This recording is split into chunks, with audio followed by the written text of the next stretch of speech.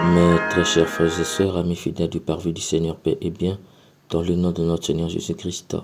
Aujourd'hui, l'Église fait mémoire de Saint Grégoire de Narek, abbé et docteur de l'Église.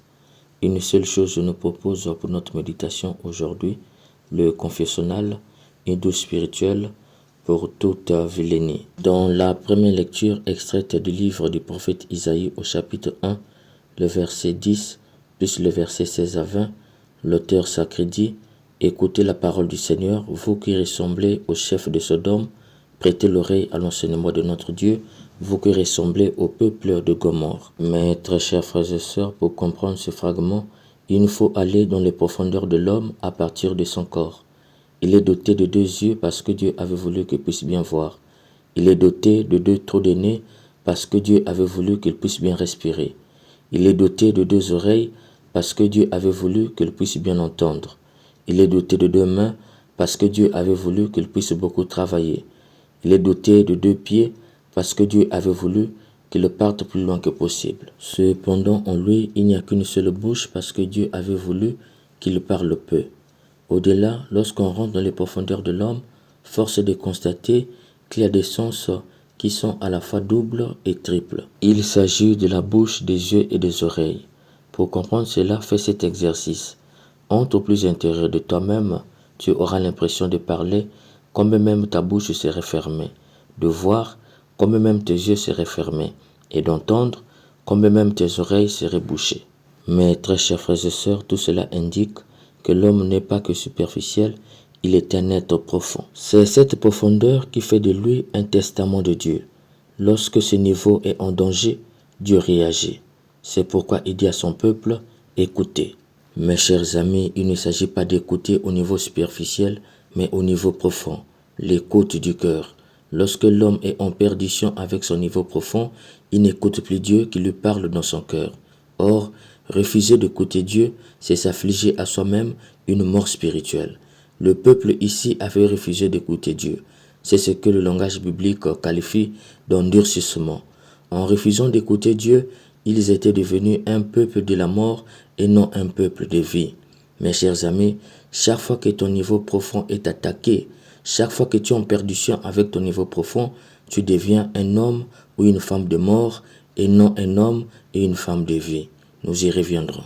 L'auteur sacré poursuit: lavez-vous, purifiez-vous, ôtez de ma vie vos actions mauvaises, cessez de faire le mal, apprenez à faire le bien, recherchez la justice, mettez au pas l'oppresseur, faites droit à l'orphelin, prenez la défense de la veuve. Mes chers frères et sœurs, Dieu parle de se laver.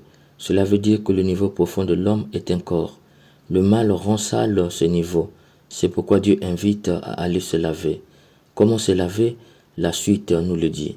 Purifiez-vous. Se laver du coup devient un processus qui commence par la reconnaissance de son état de pécheur. Cette reconnaissance est ce que l'Église appelle un examen de conscience.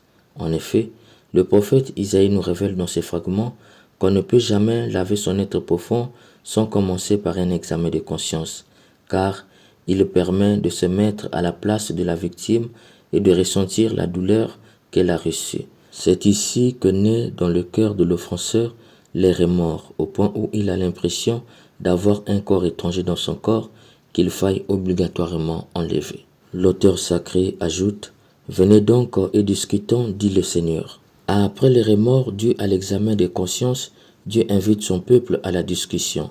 Venez, on va discuter. Il faut entendre par là l'au-delà du pardon qui est la réconciliation. Par discuter, il faut entendre par là réconcilier. Dieu invite le peuple à la réconciliation. Or, pour se réconcilier, il faut l'offenseur et l'offensé. C'est ici que sont condamnés ceux et celles qui croient qu'ils sont plus sages que Dieu. Ceux et celles qui disent: je veux demander pardon directement à Dieu. Ils n'ont pas compris que la réconciliation est le couronnement du pardon. On peut pardonner de loin, mais on ne peut pas se réconcilier de loin. Or, Dieu demande à son peuple la réconciliation. En fait, la perfection est le sommet du pardon, sinon la perfection du pardon. Il est certes vrai que le pardon de Dieu va jusqu'à l'oubli du pardon, mais l'homme au pécheur doute toujours. C'est pourquoi il en est qui demandent pardon plusieurs fois pour le même péché. Ils ne croient pas que Dieu les avait pardonnés. D'autres aussi, lorsqu'ils rencontrent les difficultés de la vie, tout de suite, ils pensent que c'est à cause d'un péché qu'ils avaient demandé pardon, mais que Dieu avait refusé. Dieu, le créateur de l'homme, connaît tout cela. C'est pourquoi il veut que l'homme ne se limite pas au pardon, mais qu'il parte jusque dans la réconciliation. La réconciliation oblige la présence de deux parties, l'offensé et l'offenseur. Les deux doivent s'asseoir pour discuter, s'expliquer et prendre les résolutions. C'est pourquoi il a mandaté les prêtres qui sont les alter Christi pour être le là de sa présence afin que la réconciliation soit effective, c'est-à-dire les deux présences, celle de l'offensé et celle de l'offenseur. L'offenseur avoue ses misères et l'offensé le comprend. C'est dans ce sens que la confession n'est pas un tribunal ou un lieu de jugement. L'auteur sacré conclut: si vos péchés sont comme l'écarlate, ils deviendront aussi blancs que neige. S'ils sont rouges comme le vermillon, ils deviendront comme de la laine. Mais très chers frères et sœurs, par ce fragment, tout devient clair. La saleté qui rongeait le corps profond de l'homme est le péché. Ici, il s'agit des gens qui ont fait des mois, voire des années, sans se laver. Leur corps profond est tellement sale que le Seigneur le compare à l'écarlate, c'est-à-dire à un rouge crameux, en d'autres termes, à de la rouille. Il faut entendre par là que le corps profond est rouillé. Il les compare enfin au vermillon, c'est-à-dire un rouge vif, en d'autres termes, une substance colorante. Il faut entendre par là que la saleté a fait de son corps profond un corps coloré. C'est dire que le corps profond de l'homme est tellement sale qu'il est rouillé et coloré. Voilà les conséquences de ne pas laver son corps profond. Le péché est une saleté qui ronge tellement le corps profond de l'homme que sans la miséricorde de Dieu, il restera avec un corps rouillé et coloré qu'il garantirait la mort à coup sûr. Mes chers amis, où aller laver son corps profond? Dieu révèle par cette péricope du livre d'Isaïe que rien n'est perdu. L'homme peut toujours aller nettoyer son corps profond rouillé et coloré par le péché. Ce lieu, c'est le confessionnal. Mes chers amis, cette lecture nous a révélé que la confession est un don de Dieu à l'humanité et à l'homme. Nous avions vu tout le déroulé de la confession dans cette péricope. L'examen de conscience, aveu de péché, discussion, résolution et absolution. C'est dans ce sens que j'ai dit le confessionnal, une douche spirituelle de la vilenie. Mes très chers frères et sœurs, par la vilenie, il faut entendre par là l'homme qui a un caractère vil, un comportement invivable, violent dans le physique et dans le langage. Cet homme, c'est toi. Chaque fois que tu pèches, ton être profond est sali.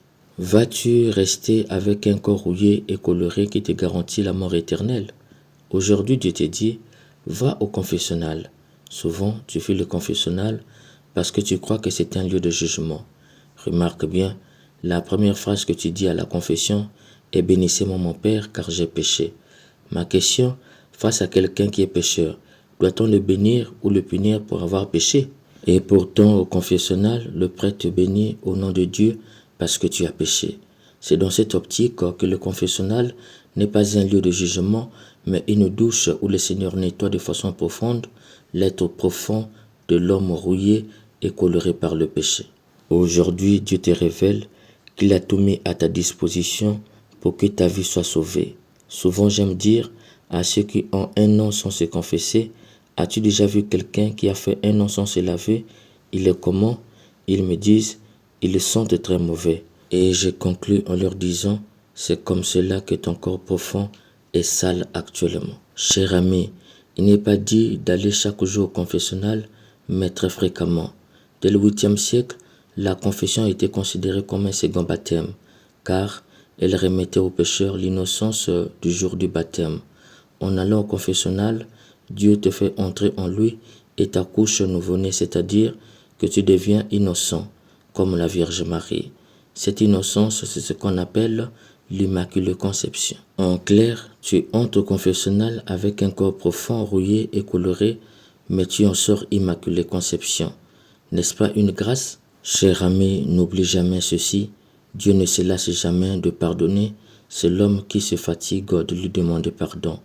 L'eau de la douche du confessionnal ne tarit jamais, elle reste propre, c'est l'homme qui refuse toujours de se laver. Que l'Esprit Saint, en ce temps de carême, nous aide à fréquenter si souvent les confessionnals afin de laver nos corps profonds de toute souillure. Amen.